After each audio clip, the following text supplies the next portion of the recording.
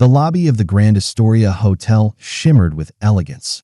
Marble floors, velvet chairs, and the subtle scent of jasmine floating through the air. It was the opening night of an international business summit, and the air buzzed with conversations.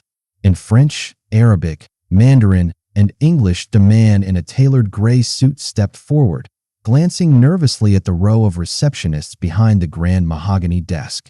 He carried an official embassy badge, but his hands trembled slightly. "Excuse me," he said in halting English. I need urgent help, room, problem." Megan Wallace, the blonde-haired front desk supervisor in red lipstick and a tight navy blazer, raised an eyebrow. She didn't hide her smirk. "Room problem?" she echoed loudly, nudging her coworker. "Do you need Google Translate or a map?" Guests nearby chuckled. Some turned away awkwardly. The Turkish diplomat's face reddened. He reached for his phone, desperate to explain. From the far corner of the lobby, someone paused. A woman in a faded gray uniform, holding a spray bottle and cloth, stood silently. Lucille Carter, the hotel janitor, had been polishing the glass around the fountain. She watched, eyes sharp, unreadable. She did not speak. Not yet, but something in her stance, calm, steady, unblinking, made it feel like she already understood everything. And suddenly, the real story had just begun. 9 years. That is how long Lucille Carter has walked these same marbled floors. Day after day, with a cleaning cart that creaks louder than most voices in the building. She does not speak much, not because she cannot, but because she has learned that in this hotel, silence keeps her safe. Guests pass her by like she is part of the wallpaper. A blur in their periphery. Invisible, forgettable, among the staff. It is Megan Wallace who ensures Lucille remains at the bottom. Megan, the so-called operations supervisor, drips condescension every time she utters Lucille's name. "Carter, this mirror looks streaky. Were you even trying?" Lucille never responds. Not because she agrees, but because the battles she has already fought in life have taught her which wars are worth waging. Once, she fought for voices that had no translator. In refugee camps tucked between borders and broken promises, Lucille stood in tents filled with chaos and pain, translating urgent words from Turkish, Arabic, and French into hope. She used to be known for her clarity, her calm, her gift of bridging cultures through language. That was before the loss. Her husband, Marcus, had been her anchor, a fellow humanitarian, lost in a road accident while on assignment. When he died, something inside Lucille shattered beyond repair. She came home, not to heal, but to disappear. She took the first job she could find. This one, they never asked about her background, never checked the languages she marked on the application form. To them, she was just another woman pushing a mop, a quiet shadow in a black uniform. Years passed, and Megan made sure Lucille stayed. Beneath every wrong, there was the time Lucille caught a billing error that would have cost the hotel thousands. Megan presented it as her own discovery and was rewarded with a bonus. Another day, Lucille covered back-to-back night shifts after a plumbing disaster on the 12th floor. Megan clocked out early that evening, and once, on International Staff Appreciation Day, Megan walked right past Lucille and handed roses to the interns. "You clean. That's all you're good for," Megan said once, laughing over her shoulder, but Lucille never pushed back. She folded her anger into corners and cracks, tucked it behind soap dispensers and shower curtains, until now. Across the lobby, the Turkish diplomat wipes his forehead, glancing around in growing embarrassment as Megan snickers behind the front desk. His accent is thick, his urgency clear, but his words are falling on deaf ears that Lucille's grip tightens around the cloth in her hand. Her heart races, not in fear, but in recognition. That dialect, that pleading tone. She knows it. She has heard it from mothers searching for missing children, from doctors begging for supplies under shellfire, from ambassadors trying to prevent bloodshed with words. Something ancient rises in her. A clarity, a responsibility, and a question, one, that burns quietly beneath her uniform. How long will I let them believe I am just the help? She steps forward, only half a step, and stops. Not yet. Not here. But something has changed. The woman they have all ignored for nearly a decade has just remembered who she is. And this hotel? This glittering palace of egos and arrogance. It is about to see her, The diplomat's hands trembled as he pulled out his phone, frustration written all over his face. He tried to walk away, speaking rapidly into the receiver. Guests nearby exchanged awkward glances. The tension in the lobby was thick. Megan crossed her arms smugly, whispering something to the receptionist that made them both chuckle. But then, Lucille Carter moved. She placed her cleaning cloth on the cart, straightened her posture, and walked toward the center of the room. Every head turned. Even Megan's smirk faded as she watched Lucille step forward. Lucille stopped a few feet away from the distraught diplomat. Her voice was soft but steady. "Efendim, yardıma ihtiyacınız var mı?" The room fell completely silent. The diplomat blinked, startled. "Siz, Turks mi konuşuyorsunuz?" Lucille smiled gently and nodded. She asked a few calm questions in Turkish. The man's shoulders dropped in relief as he spoke back, explaining how the hotel system had canceled his premium suite reservation despite months of advanced planning. The mistake was critical. If he could not host a private dinner tonight, a $10 million international partnership could fall through. Lucille nodded again, then turned to the frozen front desk staff. In perfect English, she said, "He booked the Summit Suite 6 months ago. There was a clerical error. Please check." Under his organization's legal branch, not his personal name. The assistant manager typed quickly. His face turned red. "She's right. It's there. Assign the room. Have it cleaned and stocked within the hour," Lucille said calmly. The diplomat clasped her hands. "Siz bir meleksiniz. You are an angel." He leaned forward and hugged her, genuinely moved. Around them, the awkward silence broke with a few claps, soft at first, then growing. Some guests even nodded in admiration. Megan, still standing stiffly behind the desk, forced a dry smile. "Well, good job, Lucille. For a cleaner." Lucille did not flinch. She gave a polite nod and returned to her cart, picking up her cloth, as if nothing had happened. But eyes followed her this time. The invisible woman was no longer invisible. She felt the weight of it, not just the attention, but something deeper. The door had opened, and Megan knew it. *** By morning, the story had already traveled beyond the lobby. Staff whispered it over coffee.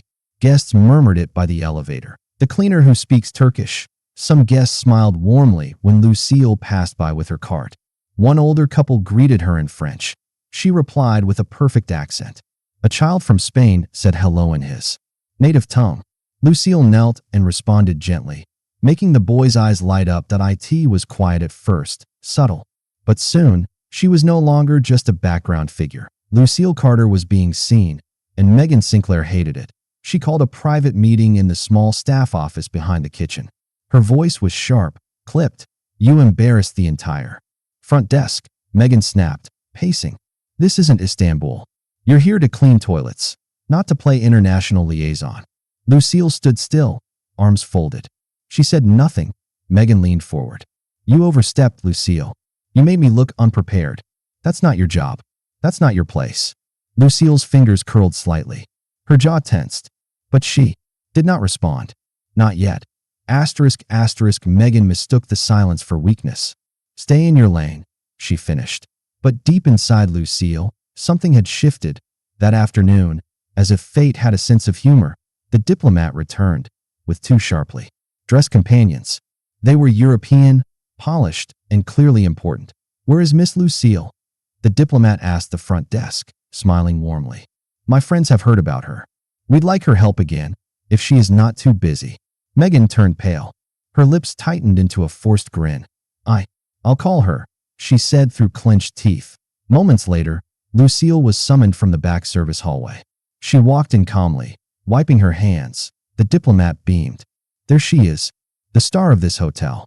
Lucille greeted the 2 guests, one in German, the other in Italian. Fluent, respectful, smooth as silk. Everyone in the lobby stopped to watch. Again, and behind them, unnoticed by all but one, a man in a tailored charcoal suit stood silently. Near the far column, he watched with quiet intensity. It was Jonathan Hawthorne, the owner of the hotel, but he said nothing. He simply observed. But Lucille felt something, like the air itself had changed. The ballroom lights dim slightly as the entire hotel staff gathers.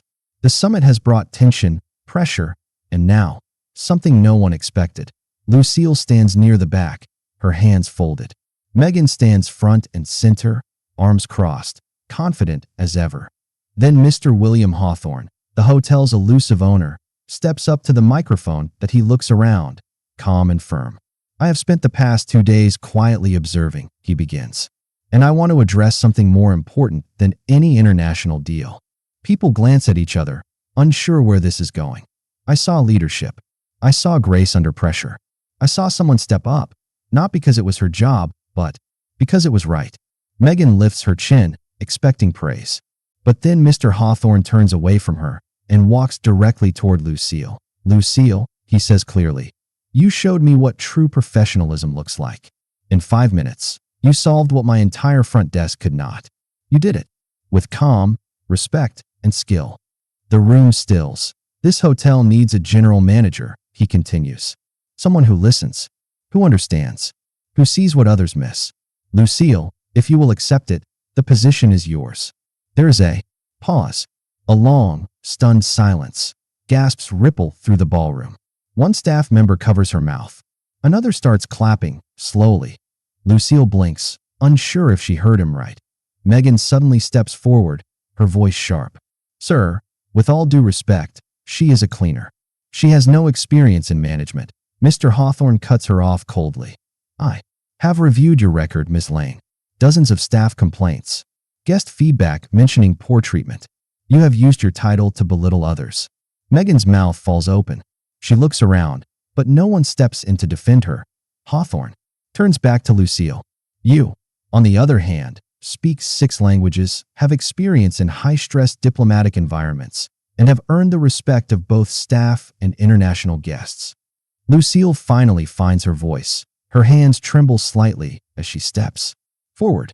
"All my life, I worked hard. And in this building, I was told that cleaning was all I was good for. I stayed silent because I thought, maybe I was lucky to even be here." Her voice cracks, but today I realized something. My silence was not humility, it was fear. And fear has no place where people work with dignity.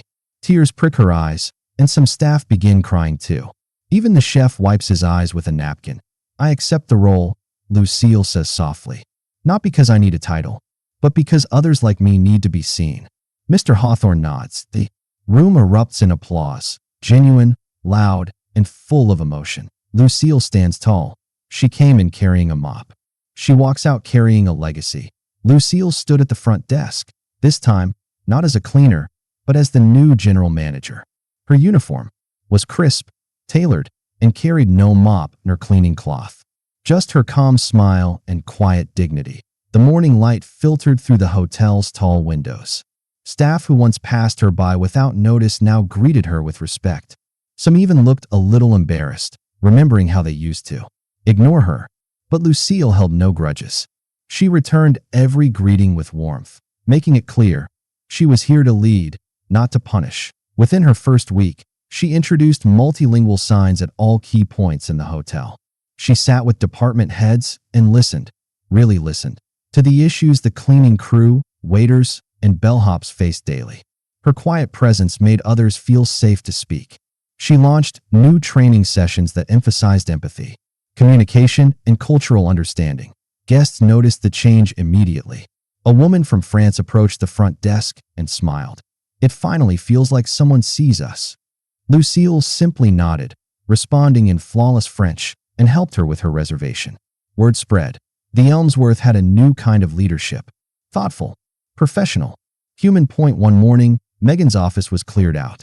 No announcements, no goodbyes, just quiet murmurs that she had been transferred to a much smaller hotel on the outskirts of the city. Some staff whispered she had tried to protest, even begged Mr. Hawthorne to reconsider. But the decision was final. Lucille didn't celebrate it. She only hoped Megan might grow from the experience. Later that day, Lucille walked through the grand lobby, clipboard in hand, checking on a new team installation. No one avoided her gaze anymore. In fact, 2 junior staff members rushed over, eager to help. She passed by the same hallway where, weeks ago, she had been scolded for hovering too close to the VIP area. Now, the same security guard gave her a respectful nod and opened the door for her. Lucille hadn't changed. Her kindness, humility, and intelligence were always there. What changed was how the world saw her. Now that someone finally gave her the space to shine, and as she looked around the hotel, alive with new energy, she allowed herself the smallest smile. This wasn't just a promotion. It was a quiet revolution. A few quiet days passed. The hotel returned to its graceful rhythm. Polished floors, murmured greetings, warm lights spilling through tall windows. But then, one afternoon, a familiar black car pulled up to the entrance. Out stepped the Turkish diplomat, this time, not alone. Beside him stood his wife, graceful in a navy blue coat, and their young daughter, no older than 6. Her curious eyes scanned the lobby. Lucille was in the lounge, reviewing staff feedback when the front desk called her. "There's someone here to see you. Says it's important."